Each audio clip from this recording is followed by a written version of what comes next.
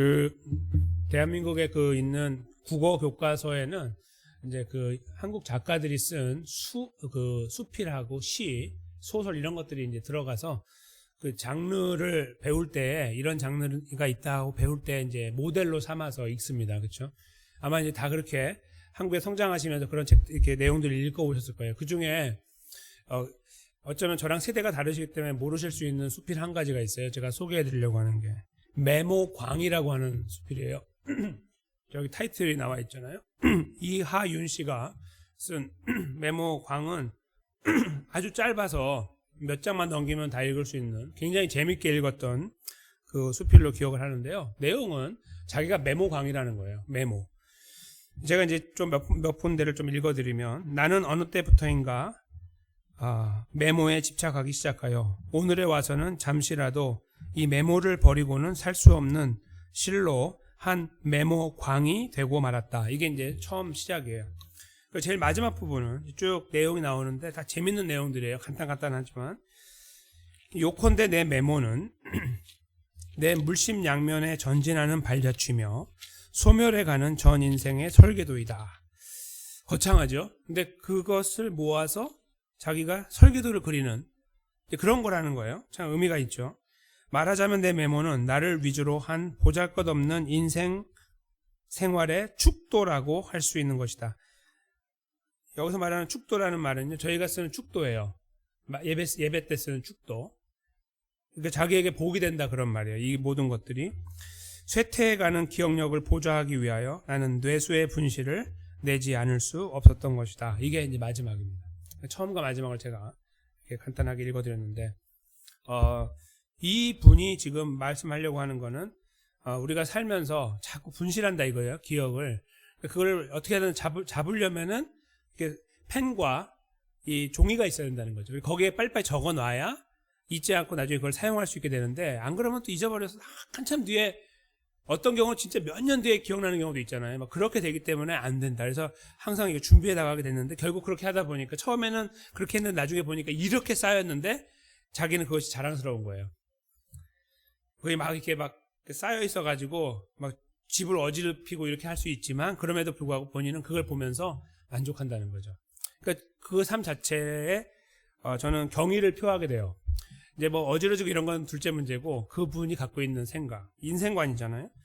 저희들도 이제 뭔가 기억해내기 위해서 많이 노력을 하고, 어떤 분 정말 이렇게 수첩을 가지고 기록하는 분도 계시지만, 요즘에 이제 핸드폰이 있어서 그렇게 이제 거기다 기록을 하거나 아니면 녹음을 해서 보관하는 분도 계세요. 저도 이제 갑자기 기억나는 거 있으면 빨리빨리 타입을 해가지고 놓고 할 때 그 굉장히 유용할 때가 참 많거든요.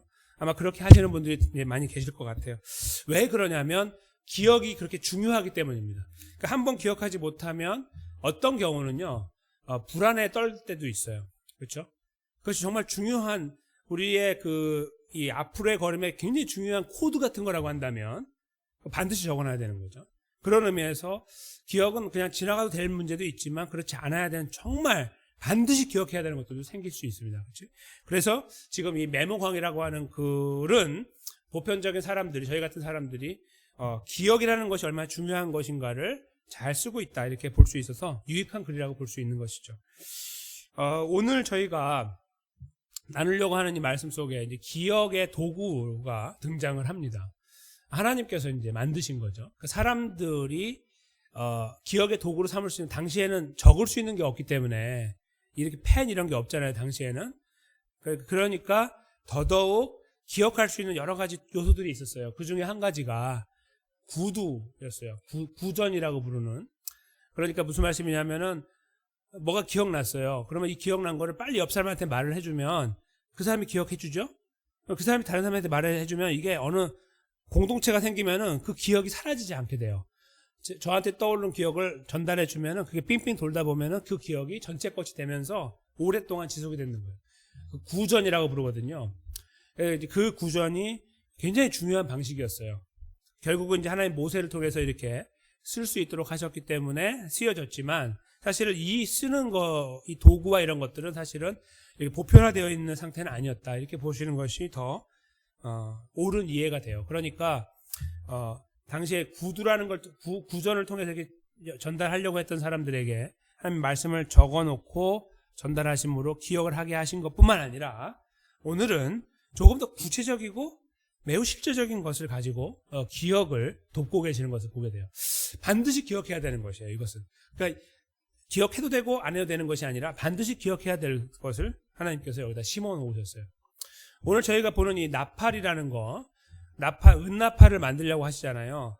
이것은 어떤 배경이냐면 지난 시간에 이어서 이스라엘 백성들이 이제 시내 광야에서 지금 진을 치고 있는데 율법도 받고 성막도 완성했어요.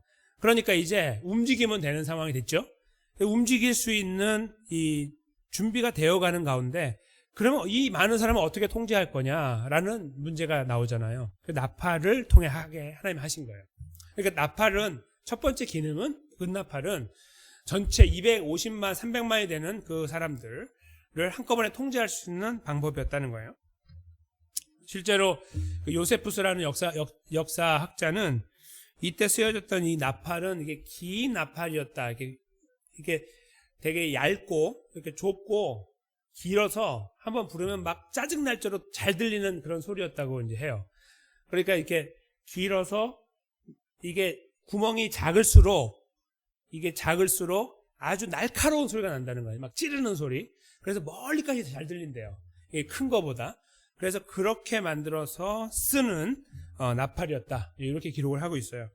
이제 그리고 당시에 이제 그 분위기가 일종의 그 청동기 시대 후반으로 이어지는데 이게 그 마무리하고 있는 부분하고 이렇게 맞닿아 있기 때문에 옛날 이집트에 그들이 있었잖아요. 이스라엘 사람들이 이집트에 있는 동안에 그런 것들을 많이 봤어요. 거기서 쓰는 것들 이렇게 나팔 이렇게 돼 있는 거 그런 것들 봤기 때문에 어떻게 하는 아이디어를 갖고 있죠. 하나님 말씀하시면은 그 보지도 못한 걸 만들 수는 없잖아요. 그때 봤던 걸 바탕으로 이렇게 만들었을 가능성이 많아요. 그렇게 이제 학자들이 이해를 하고 설명을 해요. 그래서 한 2피트 정도 되는, 그러니까 한 60cm 정도 되는 거죠. 그쯤 되는 방식으로 해서 이제 불었을 것이다. 설명하는데 그걸 가지고 이제 이렇게 설명하세요. 3절부터 방법이 나오는데 나팔을 2개 만들려고 했어요. 나중에 뒤에 나가면 아시지만 나팔은 제사장만 불게 했는데 당시에 대제사장은 아론이었고 그리고 제사장은 둘밖에 없었어요. 아론의 2 아들. 4명이었는데 둘이 죽었잖아요. 그래서 엘라살과 이다말만 남았거든요. 그러니까 그래서 하나님이 2개를 만드신 것 같아요. 하나씩 부르라고. 그래서 2개를 만드셔서 주셨는데 이렇게 되는 거예요. 코드가 있어요. 2개를 불면 회중이 다 모여요. 2개를 크게 불면 사람들이 이렇게 모이게 해요. 그래서 이야기를 전달할 수 있도록 이렇게 만드는 게 첫 번째 3절에 나와 있고 4절에 보시면 1개만 불어요. 누가? 그러면 둘 중에 한 명이 부르겠죠. 그러면 이스라엘의 천부장, 그러니까 지도자들만 모여서 전달할 수 있는 뭔가 이런 것들을 할 수 있는 체계를 만든 거예요. 그것이 첫 번째고요. 모임에 대한 거. 둘째는 움직임에 대한 건데 제가 말씀드린 것처럼 5절에 나와 있는데 그것을 울려분다는 말은요. 아마 고어 같아요. 제가 이제 이거는 무슨 의미인지 몰라서 이제 원어를 보고 다른 언어를 보면 어떻게 요즘에 나온 성경도 그렇게 쓰기도 있지만 짧게 붙는다고 되어 있어요. 짧게. 그러니까 부 이렇게 부는 게 아니고 뿌뿌뿌뿌 이렇게 부는 어떤 그런 형태 같아요. 그래서 이 신호로 금방 구별할 수 있는데 그렇게 짧게 불면 그러면 동편의 진들이 진행을 하게 한 거예요. 동편의 진들은 제가 다음 시간에 이제 움직임에 대해 설명을 해드릴 거기 때문에 그때 좀 설명을 해드리겠지만 동서남북으로 이 성막을 중심으로 이렇게 진을 쳤잖아요. 3지파씩 썼거든요. 이렇게. 그래서 되게 멋있어요. 아마 드론을 띄워가지고 오늘날에 드론에서 딱 찍으면 굉장히 멋있을 거예요. 정방형으로 딱 돼가지고 성막 가운데 놓고 북쪽에 동쪽에 남쪽에 완전히 막혀 있으니까 성막으로 누구도 들어오기 힘들어요. 거기에 수십만 명씩 이렇게 모여 있기 때문에 거기를 뚫고 들어오기가 힘든 거죠. 아주 하나님께서 멋있게 만들었어요. 그렇게 이제 만들어 놓은 중에 만약에 움직인다 그러면 동쪽에서 먼저 일어나거든요. 거기 유다 지파가 제일 앞에 서고 이제 그 형태가 되어 있는데 그때에 나팔로 통제하는데 어떻게 하냐면 뿌뿌뿌뿌 이렇게 부는 거예요. 그렇게 불면은 동쪽이 진행한다. 그 다음에 뿌뿌뿌 부는 것을 다시 한 번 더 하면 이제 제 2차로 6절이죠. 그러면 남편에 있는 진들은 루벤이 제일 앞장서게 되는데 2번째 서는 거예요. 그렇게 이제 서가지고 움직이게 된다. 그렇게 이제 하나님께서 그 통제하는 방법을 적어 놓으신 거예요. 그런 다음에 제가 아까 길게 부르고 짧게 부는 것을 말씀드린 거는요. 8절에 나와 있는데 그 나팔은 아론의 자손 제사장이 불 것이고 죄송합니다. 7절에 나와 있는데 회중을 모을 때 나팔을 불 것이니 소리를 울려 불지 말라. 아까 이미 말씀하셨는데 이것을 구별하기 위해 다시 말씀하시는 거예요. 그러니까 그 3절 4절에서 2개 불면은 다 모이고 1개 불면은 지도자만 모이라고 한 그거는 뿌뿌뿌뿌 부는 게 아니라 부 불어야 된다는 것을 다시 명시하신 거예요. 그 7절에. 그래서 이거 분명하게 구별해서 가르쳐서 그렇게 움직이도록 해라 이거죠. 저는 이런 게 이렇게 읽어 나가고 당시 상황을 떠올려 보면 정말 상상이 안 될 정도로 이 이야기가 놀라워요. 왜냐하면 이렇게 저희가 100만 명 옛날에 이제 아시는 분 아시지만 여의도 광장에 100만 명 모였었잖아요. 나는 찾았네 뭐 이런 거 할 때 80년대 막 그때 그 100만 명 통제할 때 뭘로 했습니까? 목소리로 안 하고 엄청난 집채만한 스피커 몇 개를 갖다 놓고 해가지고 저 뒤에까지 들리게 했거든요. 그래야만 될까 말까 할 건데 지금 200에서 300만 가까이 되는 사람들을 이 구두로 입으로 통제하는 건 거의 불가능하죠. 어떤 지형이 아무리 이렇게 극장처럼 돼 있다 해도 불가능해요. 너무 많아요. 예수님 당시에는 그렇게 많이 안 모였거든요. 그러니까 엄청나게 많은 사람 어떻게 통제할까? 하나님의 방법이 너무 놀라운 거예요. 아주 가늘어가지고 날카로워서 저 끝에까지 다 들릴 수 있는 나팔을 빵 부르면 금방 알아듣게 하는 거예요. 너무 놀라운 거죠. 그렇게 해가지고 하나님께서 이들을 통제하는데 분명하게 이들이 알아들을 수 있도록 길게 불면은 너희가 다 오는 거다 이런 거 있잖아요. 짧게 불면 가는 거다 이걸 분명하게 명시를 하고 계신 거예요. 명확하게. 참 이 부분이 참 저는 놀랍다 생각이 들어요. 하나님의 통제 방법이. 근데 이것이 다가 아니에요. 이제 그런 과정을 지나서 이제 그 9절과 10절인데요. 너희 땅에서 그러니까 이게 무슨 말씀이냐면은 지금 당장 여기 있는 곳이라기보다는 가나안 땅을 말한다고 볼 수 있는데 이 과정을 다 지나고 났을 때 너희가 자기를 압박하는 대적을 치러 나갈 때 전쟁을 해야 되는 상황이 될 때에 나팔을 울려 불어라. 빠빠빠빠빠빠 이렇게 불어라 이 말이죠. 그리하면 너희 하나님 여호와가 너희를 기억하고 너희를 너희 대적에게서 구원하리라. 이렇게 말씀했습니다. 여기 기억이라는 단어가 나오죠. 예. 그러니까 나팔을 불면 하나님께서 이렇게 보시고 어유 나팔 부네 하고 와서 도와준다 이런 어떤 의미예요. 처음의 의미는. 그렇죠? 그리고 또 하나가 있어요. 10절에 보시면 또 너희 희락의 날과 너희 정한 절기와 월삭에 이제 그 땅에 정착했을 때겠죠. 번제물의 위에와 화목제물의 위에 나팔을 불라. 그로 말미암아 너희 하나님이 너희를 기억하리라. 나는 너희 하나님 여호와니라. 아멘.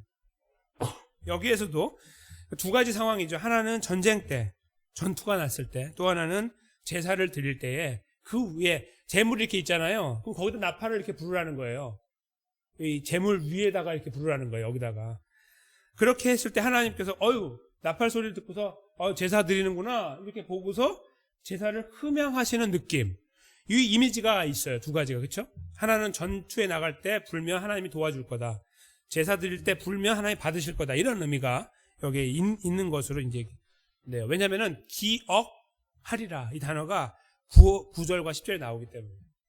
그러니까 지금 그 나팔의 용도가 은나팔의 용도가 지금 광야에서는 통제하고 움직여 나가는 데 쓰이다가 이제 가나안에 들어가면 용도가 바뀌는 거예요. 근데 거기에서 한 가지는 평화로울 때 제사 드리고 이런 할 때, 또 하나는 평화롭지 않을 때 이걸 말해요. 그러니까 이 사람이 살아가는 일반적인 상황 전체를 말하는 거죠. 좋을 때도 안 좋을 때도 이런 상황이에요. 그렇게 말씀하시는 거고요.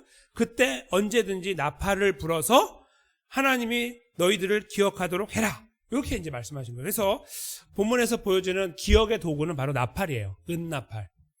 그것을 저희가 확인하게 됩니다. 그런데 그렇게 저희가 이제 이해하는 것 바탕으로 끝자락에 가서 이렇게 생각할 수 있어요. 그러면 저희가 하나님을 잘 기억해서 항상 이 말씀을 기억해가지고 어려울 때도 나팔을 불고 좋을 때도 나팔을 불어야 된다라는 분명한 원칙이 있는데 이스라엘 역사를 보면 이런 분명하게 세워진 일이 이 약속들이 그 기억의 도구들이 잘 사용되지 않았던 것을 보게 돼요. 성경을 잘 들여다보면은 나팔을 불었다는 이야기가 그렇게 많이 등장하고 있지 않기 때문입니다. 그러니까 어떤 이렇게 상황이 되면은 나팔을 부는데 뭐 전쟁에 나갈 때 불기도 하고 하는 내용들도 있으나 이것이 어떤 그 삶에 젖어 있어가지고 항상 사람들이 나팔을 붙잡고 살았던 어떤 형태는 사람이 아니냐 제사장이 붙잡고 살았던 형태가 그렇게 자주 나오지 않아요. 무슨 말씀이냐면은 여기서는 영원히 지켜야 되는 규례라고 했는데 율례라고 말씀하셨는데 그렇지 못하게 살아왔음을 암시하고 있다는 거죠. 성경은 이스라엘이 여기에서 하나님이 말씀하신 대로 이렇게 하면은 내가 도와줄게 기억할게라고 하는 이 말씀을 이 당시에는 잘 알아들었고 지켰는지 모르나 또 가나안에 들어갔을 때 여호수아 밑에서는 어느 정도 했는지 모르나 이것이 계속 오랫동안 이어져 나가는 전통으로 그렇게 제대로 사용됐을까 하는 데는 의구심이 든다는 말씀입니다. 그러니까요. 그러면 이런 생각을 저희가 하게 되는 거예요. 뭐냐면 이 말씀을 지켜서 기억을 해서 나팔을 불면 하나님이 이들을 기억해서 도와주겠다고 했잖아요. 그런데 그들이 만약에 그 기억을 상실해 버린다면 이스라엘이 그럼 어떤 결론이 되냐면 이 말씀대로라면 하나님은 그들을 기억하지 않으시는 거가 맞고 그러면 이스라엘은 전쟁에 나가서 패배하는 것이 맞고 평화가 올 때도 그들이 무너지는 것이 맞고 평화가 깨지는 것이 맞다는 거죠. 근데 이스라엘이 이거 말고 다른 범죄함으로 인하여 하나님의 진노를 받아서 외부 세력에 의해서 멸망당하는 과정은 있었지만 사실은 그 과정들을 보면 하나님의 신실하심이 보여서 이스라엘 백성들은 사실은 이 말씀을 잘 기억해서 나팔을 매번 불어서 하나님의 도우심을 요청했기 때문에 살아온 것이 아니라 그렇게 하지 못했음에도 불구하고 하나님의 이 말씀을 반대편에서 서가지고 지켜오셨어요. 즉 이것은 나팔은 하나님을 마치 주무신 하나님을 깨우는 것처럼 이미지가 깨워서 하나님 저희 싸우러 갑니다 도와주세요 이렇게 했을 때 요청했을 때 하나님이 그래 기억할게라고 하는 것처럼 보이고 하나님 우리 제사 드리는데 받아주세요 라고 할 때 그래 받아줄게라고 하는 것처럼 보이나 사실 저희가 역사를 통해 볼 때는 이 말씀은 하나님께서 이스라엘 백성들이 그 약속을 지키건 지키지 않건 하나님 편에서는 항상 그들을 붙잡고 지켜오셨음을 저희가 발견하게 되기 때문에 오늘 말씀을 그렇게 단편으로 적으로 이해하기에는 무리가 된다는 것을 알게 됩니다. 다시 말씀드리면 이 말씀은요 이렇게 지키면 하나님이 은혜를 주고 복을 주고 지켜주는 것이 아니라는 말씀이에요. 이것이 맞지만 인류가 그렇게 하지 못했다는 거예요. 이스라엘이 그렇게 하지 못했다는 말씀입니다. 실제로 예수 그리스도가 이 땅에 태어나실 때에 특별히 그 앞에 길을 예배하기 위해서 이 땅에 보냄받은 세례요한의 아버지가 영감을 통해서 성령 하나님의 영감을 통해서 기록한 내용이 있어요. 누가복음 1장 말씀인데 저희가 이 부분을 한번 잠깐 읽어보면 좋겠습니다. 72절에서 73절인데요. 저희가 한 목소리로 읽어보도록 하겠습니다. 시작. 우리 조상을 긍휼히 여기시며 그 거룩한 언약을 기억하셨으니 곧 우리 조상 아브라함에게 맹세하신 맹세라. 아멘. 예, 지금 이게 무슨 말씀이냐면은 이렇게 하여 세례요한이 태어나고 이렇게 하나님께서 세례요한을 보내시게 됐다라는 것을 이 과정 속에서 쓰고 있는 거예요. 이렇게 그 영감으로 쓰고 있는 거예요. 그 내용을 지금 누가가 또 영감으로 기록하게 된 거죠. 여기에서 지금 말씀하신 내용이 뭐냐면 하나님께서 거룩한 언약을 기억하셨다는 거예요. 그러니까 이스라엘 백성들이 그 역사 속에서 하나님을 기억해내니까 하나님께서 어여삐 보시고 불쌍히 여기셨던 것이 아니라 심지어는 오늘 예수님의 길을 예비하기에 온 이 세례 요한조차도 그들이 마치 깨어 있어서 하나님의 은혜를 구하고 다시 나팔을 불었더니 하나님이 불쌍히 여기시사 세례 요한을 보내시고 다음 예수님의 이 구원의 역사를 시작하신 것이 아니라 하나님께서 불쌍히 여기셨다는 거예요. 그리고 그 아브라함에게 하셨던 맹세, 약속을, 이 언약을 하나님 당신께서 스스로 그분께서 지켜내셨다는 겁니다. 그것이 지금 막 하나님의 그 구원의 역사, 예수님 통한 구원의 역사를 시작하는 이 포인트에서 주시는 말씀이 된 거예요. 이것이 바로 정확하게 오늘 본문과 맞닿아 있는 거예요. 기억이라는 거 참 중요하고 특별히 중요하지 않은 기억들도 많지만 정말 중요한 생명이 왔다 갔다 하는 그런 그 약속 그 기억들이 있는데 사실은 일반적인 저희 생명 말고 영원한 생명의 문제처럼 중요한 것이 없지 않습니까? 그런데 그 기억을 누가 담당하고 계시냐 하면 우리에게 분명히 그렇게 하라고 말씀하신 그 하나님께서 담당하고 계신다는 거예요. 그러니까 우리가 그 책임을 받아서 담당하지 못하면 죽는 것이 아니라 하나님이 그것을 책임지고 계시는 거예요. 왜냐하면 사람이 이 하나님 말씀대로 그들이 하지 못했던, 이스라엘 하지 못했던 것처럼 저희들도 하지 못하기 때문이에요. 저희가 하루하루를 살아가면서 하나님을 계속 기억하고 24시간 그렇게 하지 못하는 거를 생각해 보시면 금방 알게 되시는 거죠. 그렇다고 우리가 하나님을 잃어버리는 건 아니지 않습니까? 아니죠. 갑작스러운 사고를 만나서 기억이 상실될 수 있고요. 또 치매라는 것 때문에 기억이 상실될 수 있습니다. 우리들의 구원이 만약에 그런 기억의 문제에서 왔다 갔다 한다면 이것처럼 우스꽝스러운 구원은 없습니다. 만약에 우리가 열심히 젊을 때 살았어요. 주님 영광 위해서. 그런데 늦지막히 어떤 인생의 황혼에서 어떤 사고를 만나서 저희가 기억이 상실됐다. 주님을 모른다 할 때 그 구원의 문제 어떻게 되는 거예요? 지금까지 걸어온 거 다 말짱 아무것도 아닙니까? 아니죠. 그래서 이 기억이라는 것은요, 하나님이 붙잡고 계시는 거예요.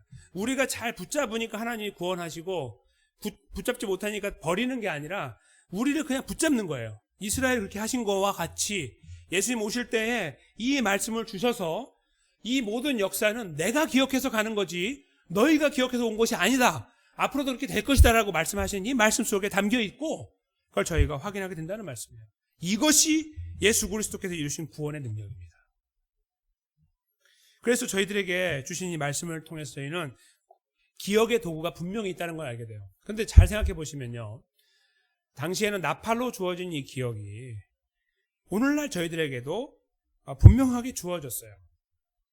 나팔이 아니라 다른 것으로. 저희가 하나님을 기억하시는 방법에 무엇이 있습니까? 하나님의 말씀과 기도이죠. 하나님 말씀을 저희가 읽어 나갈 때 하나님이 기억돼요. 자꾸 잊고 있는 하나님의 역사가 기억되고 우리가 그래서 그 기억을 바탕으로 주님 앞에 기도하게 돼요.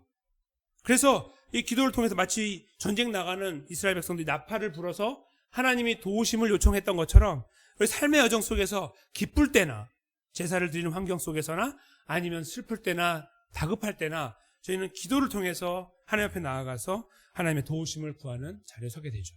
저희에게 동일하게 이 기억의 도구가 주어진 거예요. 나팔로 보여지는 그것이 오늘날 저희들이 우리 안에서 사용하게 된다면 이것은 다 왕 같은 제사장이니까 다 나팔 불 수 있잖아요. 그렇죠? 이제 우리가 다 할 수 있어요. 무엇을요? 하나님 말씀, 이 생명의 말씀을 붙잡고 그 말씀 위에서 기도하는 거예요. 이걸 통하여 저희는 하나님을 기억해냅니다. 그리고 하나님을 발견하게 되고 알게 되고 고백하게 되는 거, 자꾸 잊어가는 삶의 여정 속에서 저희는 이 하나님 말씀을 붙잡고 기도하는 가운데 오늘 본문에서 보여주고 있는 기억의 도구가 생생하게 우리 것으로 살아 움직이도록 우리는 하나님의 은혜를 구할 수가 있게 되는 것이죠. 그래서 저희는 예수 그리스도께서 이루신 구원의 은혜 안에 머물러 있을 뿐만 아니라 그 구원받은 하나님의 사람으로 살아가는 이 걸음도 말씀과 기도 위에서 주님 앞에 맡겨드리게 되는 것이죠.